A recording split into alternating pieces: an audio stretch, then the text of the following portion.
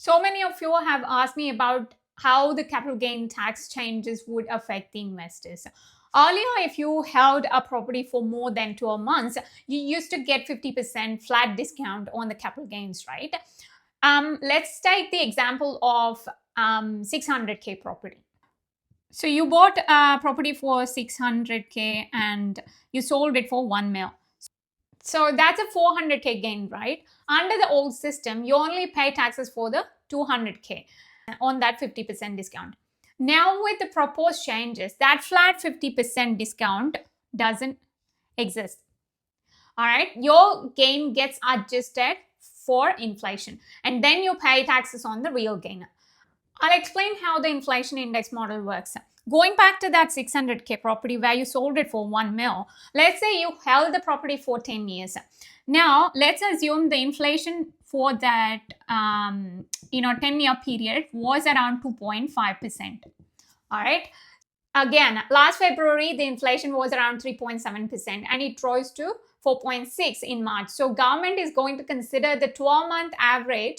It's a year-on-year calculation based on the consumer price index, things like grocery, fuel, utilities, and so on. Now, we will consider the average inflation of 2.5%. So 600K growing to 2.5%. 600K growing with 2.5% becomes 768K, right?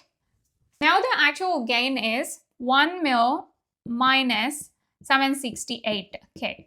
That means it's 232K.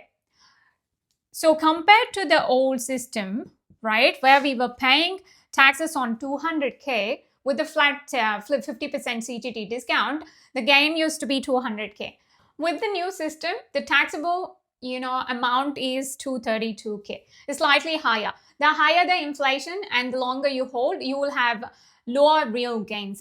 Instead of giving you 50% discount, the government is saying we will only tax the gain above the inflation. So that's going to be 232K, right? This model proposed is not fully implemented. The exact calculation method needs to be recalculated. This change actually rewards the long-term investors and reduces the advantage for short-term flipping. Let me know in the comments if you require any additional information on this.